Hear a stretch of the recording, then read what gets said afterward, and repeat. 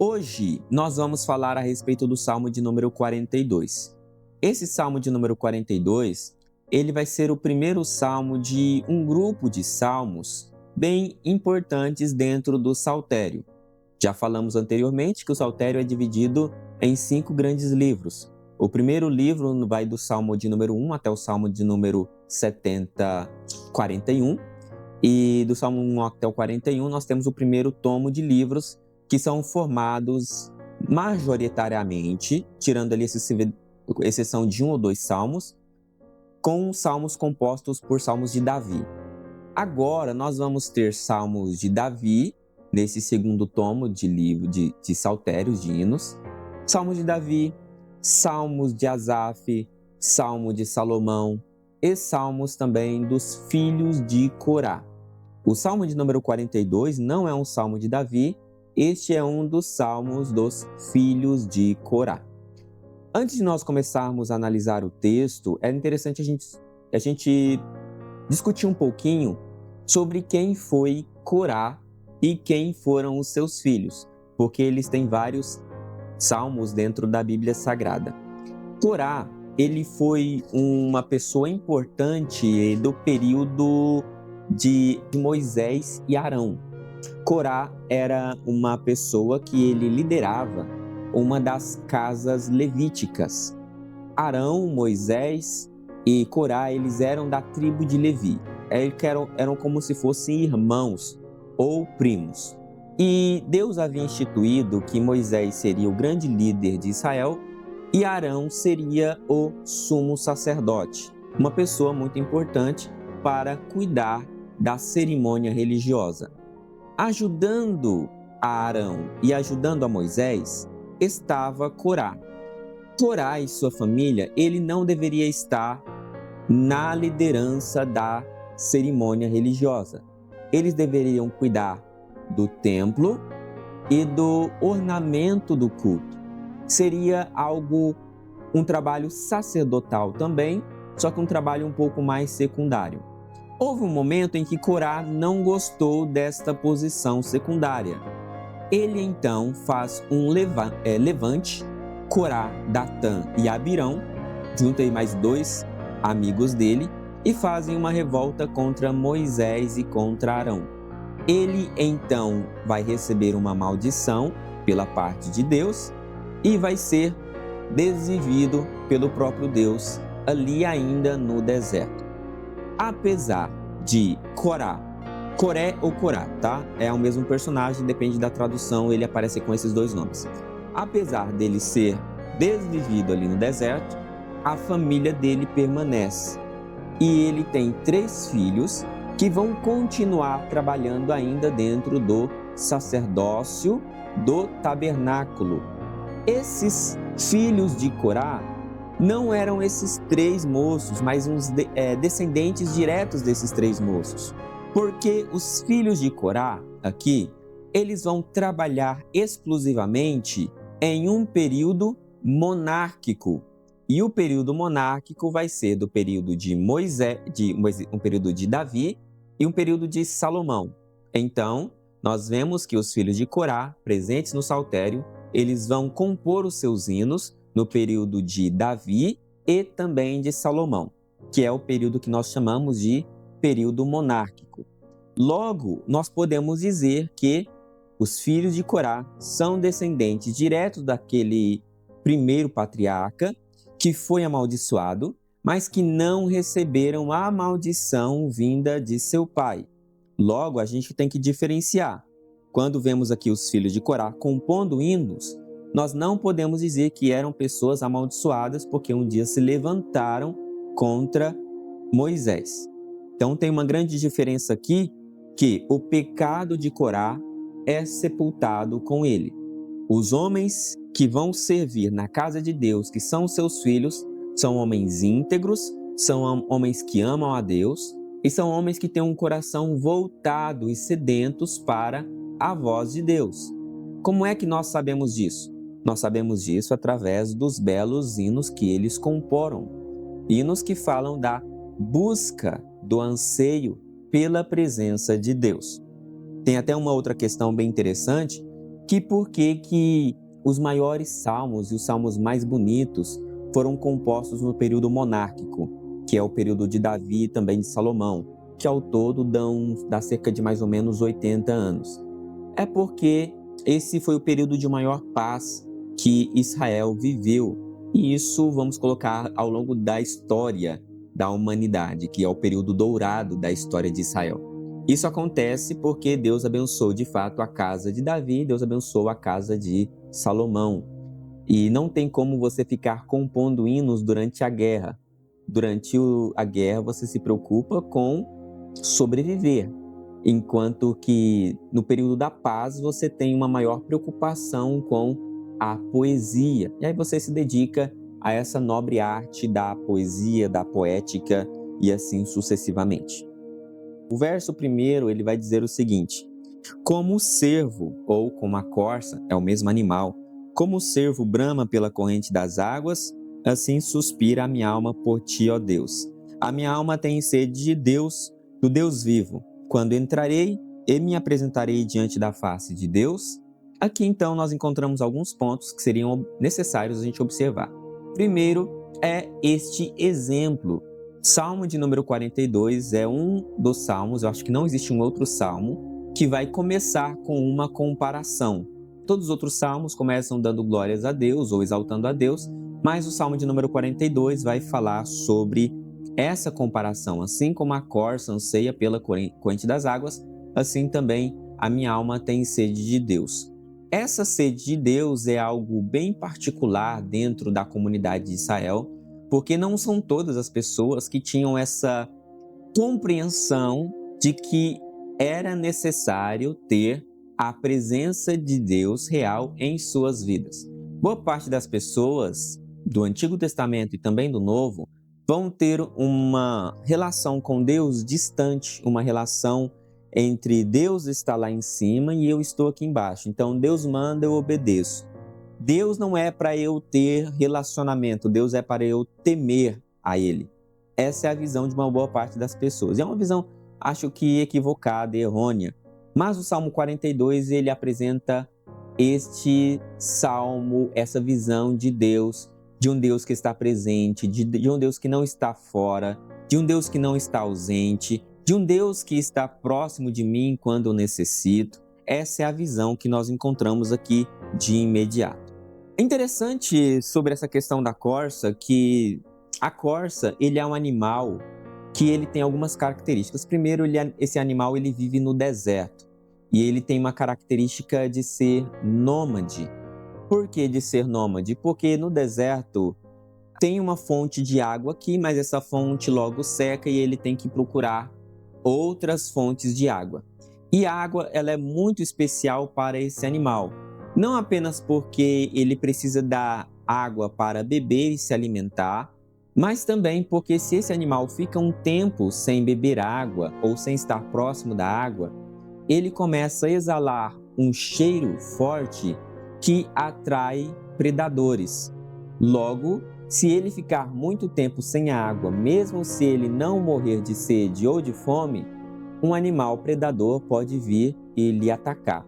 Essa então é a analogia que nós encontramos aqui de imediato no Salmo de número 42. O salmista está dizendo: Senhor, eu preciso de ti como a corça precisa das águas. Se eu ficar sem a tua presença, coisas ruins irão acontecer pela minha vida, irão acontecer com a minha vida. Então eu morro, eu sofro, eu venho a definhar-me caso a tua presença não esteja comigo, caso o Senhor não estiver comigo em todo o tempo. Essa é uma visão maravilhosa que ela vai expressar também um pouco de como é a nossa vida espiritual.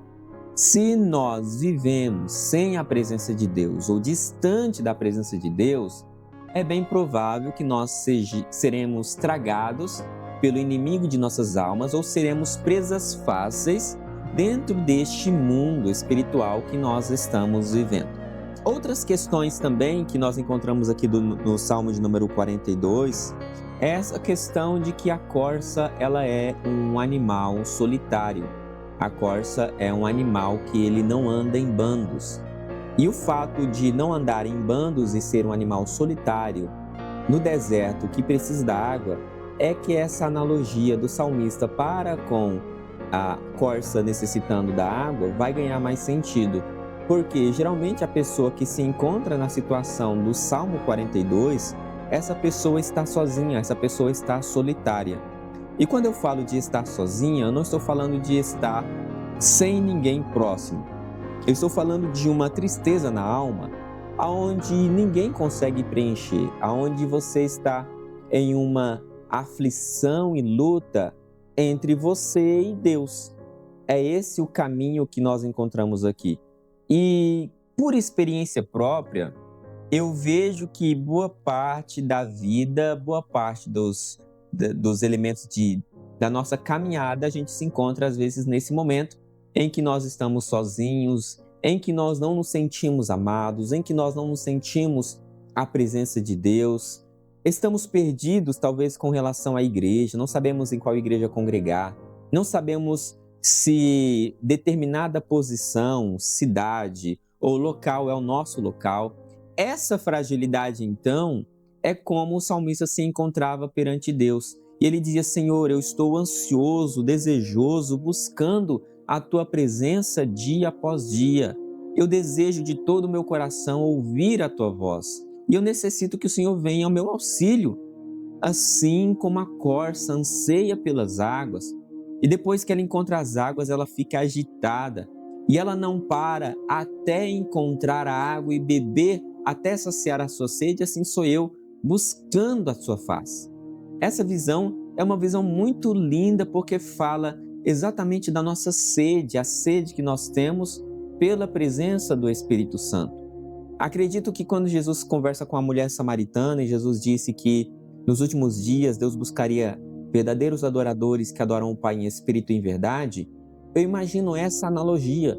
Pessoas que buscam a Deus incessantemente e não estão dispostos a parar até encontrar, até se imergir da presença de Deus, até que o Espírito Santo faça morada em sua vida, até ao ponto de você se derramar aos pés do Senhor e não sobrar nenhuma mais lágrima, porque você já derramou todas elas diante da presença de Deus. É esses os verdadeiros adoradores que o Pai busca. Só que geralmente essa mesma sede que nós temos de Deus, ela vai contrastar com uma vida de sofrimento e de angústia muito grande. No verso de número 2, nós vamos encontrar aqui a razão da sua tristeza e da sua angústia. Lembra que eu falei para vocês que ele estava em um momento de contraste entre uma vida sedenta a Deus e também uma vida de sofrimento. No verso de número 3, o texto continua dizendo, e aqui o assunto começa a ganhar um tom mais sombrio, um tom mais representando a vida cotidiana. E esse tom um pouco mais sombrio, ele vai representar o segundo tomo desta passagem do Saltério. O segundo tomo, ele vai ter esse aspecto um pouco mais de lamento, um pouquinho mais de invocação ao nome do Senhor por uma angústia presente dentro da alma. Verso 3 continua dizendo: as minhas lágrimas servem-me de mantimento de dia e de noite, porquanto me dizem constantemente: onde está o teu Deus? No verso de número 3, nós vamos encontrar um elemento filosófico muito grande. E esse elemento filosófico, ele é feito geralmente por pessoas que são ateias, por pessoas que não acreditam em Deus. Nós vamos analisar de uma maneira superficial um pouco de que tipo de questionamento filosófico que está presente aqui, e vocês vão entender um pouquinho a complexidade do texto. Veja, ele está dizendo que as lágrimas dele servem de pão, de mantimento, dia, tarde e noite. O pão era o alimento principal do judeu, para nós é o arroz e feijão, mas para ele era o pão. Então é como se ele dissesse: sempre que eu vou comer a minha comida fundamental, a minha comida mais importante, é como se eu estivesse comendo as minhas lágrimas também. Você já chorou? a ponto de que precisa comer e as lágrimas vão se misturando junto com a comida, porque a lágrima vai escorrendo e você vai comendo. É essa analogia que ele está fazendo aqui no verso de número 3. E aí, a explicação pelo sofrimento, a causa original ele não tem, mas tem o que os inimigos dele estavam dizendo para ele. Aonde é que está o teu Deus? Como se estivesse dizendo, você não é crente, você não serve a Deus, você não é uma pessoa que busca a Deus, você não é uma pessoa que é temente a Deus em todo o tempo? Tá bom, cadê seu Deus? Onde é que está o seu Deus para resolver esse problema que você está passando? Onde é que está o seu Deus para resolver essa dificuldade que você está passando? E aí ele não tinha resposta para isso. Isso também nós ouvimos no tempo moderno. Por quê? Por várias vezes as pessoas que estão à nossa volta, elas ficam nos provocando, dizendo, se Deus é bom, por que tem tanta injustiça no mundo? Se Deus é bom, por que as crianças lá na África estão passando fome? Se Deus é bom, por que há tanto sofrimento? E aí usam até de uma filosofia, de uma lógica filosófica, dizendo o seguinte, se Deus é bom e quer terminar com o sofrimento, por que ele não faz? Se ele não faz, é porque ele é sádico ou incompetente. E aí muitas pessoas usam a ideia do sofrimento para desacreditar de Deus. Eu vejo que isso tem acontecido entre pessoas que são ateias, mas também tem acontecido com pessoas que, com sinceridade, acreditam em Deus. Mas diante de tanta injustiça, de tanto sofrimento, de tantos problemas que ele sofre e que também vê o mundo, vê acontecendo no mundo, ele começa a pensar, será que de fato existe um Deus tão bom e poderoso que pode resolver essa situação? Se ele é tão bom e poderoso, por que ele não faz? E algumas pessoas, por não encontrar essas respostas, acabam se afastando de Deus. O salmista está como se estivesse nesse limite entre a sua fé quase abalada para se dar a estar longe de Deus. Caso ele se sucumbisse a essa vontade, a esse desejo de desacreditar que não mais encontrará essa água que vai saciar a sua sede, é como se ele estivesse dizendo, pronto, posso me entregar aos meus inimigos, a batalha está de fato perdida. Mas o texto não para por aí. É interessante porque a gente vê o processo dele no sofrimento e também alcançando as grandes vitórias. Por isso que orar junto com os salmos é tão importante para a nossa alma, porque a gente vê que pessoas reais passaram pelos mesmos problemas que nós estamos passando e eles venceram. E pelo fato deles venceram, nós também podemos vencer e alcançar lugares maravilhosos também na presença do nosso Deus. No verso de número 4 ele vai dizer, quando me lembro disso, dentro de mim derramo a minha alma, pois eu havia ido com a multidão, fui com eles à casa de Deus, com voz de alegria e louvor, com a multidão que festejava.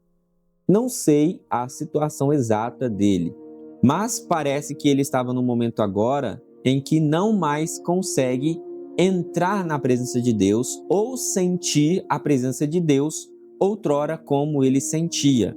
Por isso que ele diz, eu lembro que nem sempre eu vivi nessa aridez espiritual, nem sempre eu vivi nesse sofrimento, nem sempre os meus inimigos tinham palavra de perguntar onde estava o meu Deus, porque a presença de Deus e a prosperidade de Deus era real na minha vida. Apenas olhar para mim, eles conseguiam ver a face de Deus. Mas agora, quando olham, não veem mais. Pelo contrário, em mim exala uma fome, uma necessidade de Deus, a ponto de eu me sentir quase que desvanecido pela falta desse Deus. Mas eu lembro, e faz parte da minha memória, que eu já estive na presença do Senhor. É por isso que aquele texto vai fazer um sentido muito melhor agora, quando o autor diz, quero trazer à memória aquilo que me traz esperança. Por que o autor vai dizer isso? Quero trazer à memória aquilo que me traz esperança. Por causa deste momento em que o verso 42, o Salmo 42, ele passava.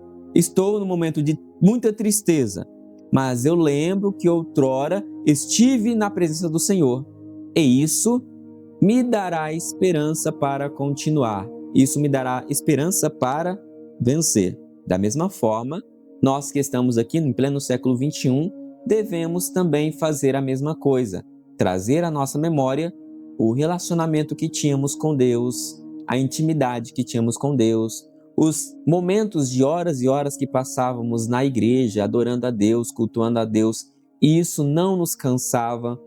Temos que trazer à memória as bênçãos que Deus fez conosco, pela inocência, sem tanta intelectualidade envolvida. Eu lembro muito bem quando eu era criança, eu não entendia nada de teologia, eu não entendia nada de Bíblia e de escatologia, nada. Mas quando eu ia para a presença de Deus, quando eu ia para o culto, eu sentia Deus tocando, Deus me envolvendo, a graça de Deus tocando meu coração a ponto de chorar, de cantar, de me entregar. Era uma criança, mas eu sentia Deus. É por isso que aquele hino vai dizer, eu quero voltar à inocência, eu quero voltar a sentir Deus, porque eu sei que esse Deus é real.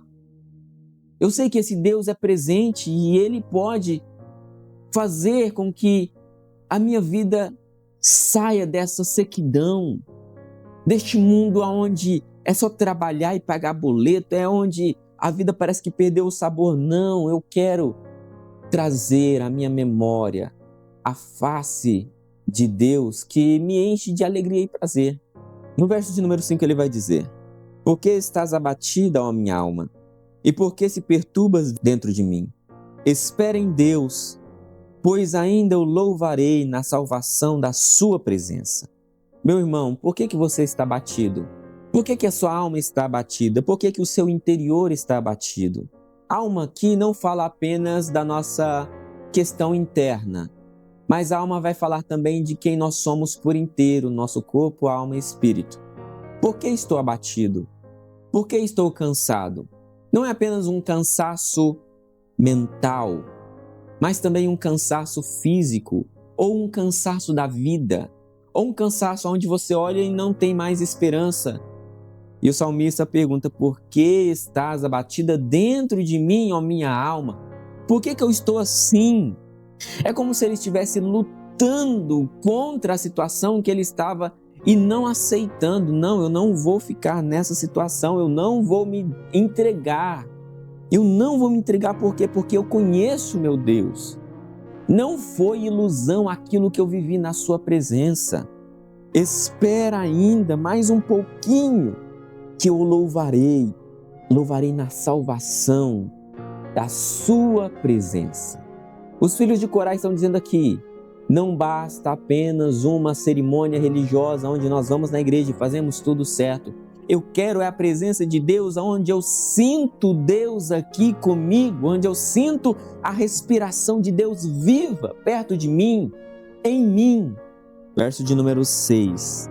Ó meu Deus, dentro de mim a minha alma está abatida.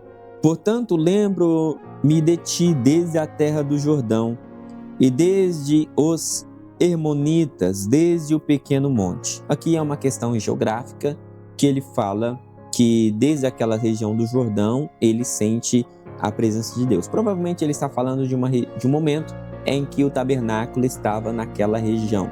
O tabernáculo ele ainda era móvel e ali era um dos cultos que as pessoas poderiam ir fazer culto a Deus, próximo do Jordão, onde Jesus foi batizado. Verso de número 7. Um abismo chama outro abismo, um ruído das tuas catadupas. Todas as tuas ondas e vagas têm passado sobre mim. Um ruído das tuas catadupas. Não sei o que significa, se alguém souber, da minha tradução que eu estava estudando antes, não era essa palavra. Se alguém puder aí dizer qual o significado dessa palavra, coloca aí para nós o que significa ruído das catadupas. Verso 8. Contudo, o Senhor mandará de dia a sua misericórdia e de noite a sua canção estará comigo, a oração ao Deus da minha vida. Direi a Deus, a minha rocha, Por que te esquecestes de mim? Porque ando de nojo por causa da opressão do inimigo? Com ferida mortal em meus ossos me afrontam os meus adversários, quando todo dia me dizem: onde está o teu Deus? Por que estás abatida, ó minha alma, e por que te perturbas dentro de mim? Espera em Deus, pois ainda o louvarei. Ele é a salvação da minha face e o meu Deus. Este é o meu Deus. Uma outra questão, irmãos, é que o Salmo de número 42, ele não pode ser lido desassociado do Salmo 43, porque é a continuação do mesmo Salmo. Tem até os teólogos que dizem que no original eles eram compostos de um único Salmo, o Salmo 42 e o Salmo 43. Por isso que nós vamos fazer a leitura sequencial agora do Salmo 43, porque ele vai continuar na mesma métrica e no mesmo sentido do Salmo de número 42 ainda. Então ele vai continuar dizendo o Salmo 43 no verso de número 1: Faze-me justiça, ó Deus, e pleiteia a minha causa contra a gente ímpia. Livra-me do homem fraudulento e injusto. Então no Salmo 42 ele vai terminar dizendo que estava sofrendo a perseguição dessas pessoas, desses ímpios, e agora ele está clamando a Deus: Senhor, venha em meu socorro e me ajude e me liberte dessas pessoas que são ruins. E o Salmo 43, no verso 1, ele já está pedindo a Deus para que faça justiça para com a sua vida. Verso 2: Pois tu és o Deus da minha fortaleza, por que me rejeitas? Por que me visto de luto por causa da opressão do inimigo? Lembra que a gente falou que, às vezes, a ausência da presença de Deus ou o silêncio de Deus faz com que os nossos pés, mesmo nós que somos crentes, venham a se vacilar, venham a quase tropeçar? É isso que ele está sentindo aqui no verso de número 2. É como se ele estivesse dizendo: Deus, tu me rejeitou? Eu fiz alguma coisa errada a ponto do Senhor me deixar nessa situação? A ponto de sofrer nessa intensidade? Eu amo a Bíblia Sagrada exatamente por isso, porque a Bíblia não esconde que, mesmo sendo cristãos e adorando a Deus, por vezes a gente pode se encontrar nessa mesma situação. Não é verdade? A Bíblia não é um conto de fadas, a Bíblia ela é muito real e trabalha com situações de pessoas reais que passaram ou passam pelos mesmos problemas que nós. Verso de número 3: Envia a tua luz e a tua verdade, para que me guiem e me levem ao teu santo monte e aos teus tabernáculos. Senhor, que a tua luz me conduzam novamente ao tabernáculo, que é onde está a tua presença, aonde está a tua Shekinah, aonde está a arca da aliança. Eu quero entrar nesse tabernáculo. Então irei ao altar de Deus, do Deus que é a minha grande alegria. Com a harpa te louvarei, ó Deus, Deus meu. Com a harpa, com os cânticos. Aí você entende. Os filhos de Corá eram os responsáveis pelos hinos dentro da congregação. Eram os tangedores que cantavam para que a presença de Deus chegasse durante o culto. E aí no verso de número 4 ele vai dizer: Pois ainda o louvarei e cantarei com harpas a tua presença, e quando eu estiver te adorando, a tua presença nos envolverá. Quando estivermos adorando, a tua presença encherá a congregação e todos sentirão a presença de Deus, porque o Senhor irá nos visitar através da nossa voz e através dos nossos cânticos. Essa mensagem é para você que adora a Deus e você pensa que o seu trabalho na igreja é um trabalho secundário.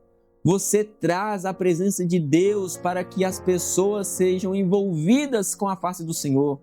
Por isso, jamais pense que o seu trabalho é em vão ou que o seu trabalho não é reconhecido, porque existe um Deus nos céus que está reconhecendo o seu trabalho, está reconhecendo que a sua voz foi feita para adorar a Deus. Não se submeta às tentações do mundo que dizem: vem cantar músicas seculares, porque aqui você vai ganhar dinheiro e fama. Deus está dizendo: é melhor você ficar com um pouco na presença de Deus, mas ser envolvido pela presença de Deus, do que você pegar este dom que Deus te deu e distribuir para o mundo e morrer sem a presença de Deus, morrer longe da face do Senhor. O salmista diz aqui: eu cantarei a Deus e Deus vai nos encher com a sua presença. Como é lindo isso! Como isso nos traz esperança ainda de que o teu ministério, a tua vida, a tua casa, ela serve para Deus. Você pode passar por um momento de deserto, você pode passar por um momento de tristeza, angústia, solidão, mas você não morre aí. Deus vai fazer brotar uma fonte que vai jorrar água, que vai saciar a sua sede. Verso 4. Então irei ao altar de Deus, do Deus que é a minha grande alegria, e com a harpa te louvarei, ó meu Deus, Deus meu. Verso 5. Por que estás abatido, ó minha alma? E por que se perturbas dentro de mim? Novamente ele faz a mesma pergunta. Só que a mesma pergunta aqui não é a mesma pergunta triste do começo do Salmo 42, quando ele se pergunta, por que estás abatido dentro de mim? Não, agora é uma pergunta retórica, porque ele já encontrou a resposta no verso 3 e no verso 4. Que a presença de Deus foi inundado quando ele cantou e adorou a Deus. E agora ele dizendo, por que estás perturbada? Não precisa mais ficar perturbada, porque a presença de Deus já nos visitou. Espere em Deus, pois ainda o louvarei. Ele é a salvação da minha face e Deus meu. Meu Deus, Ele está presente comigo, Ele está presente na minha vida, Ele vai saciar a minha dor. Ele é um Deus pessoal, Ele é um Deus que me envolve por inteiro, Ele é um Deus que conhece as minhas próprias fragilidades e as minhas próprias necessidades, e Ele vai intervir na minha vida, naquilo que eu necessito pontualmente e individualmente. Esse é o Deus que eu conheço. E esse é o Deus que está presente neste momento para te abençoar. Esse é um Deus que está presente neste momento para transformar a sua vida.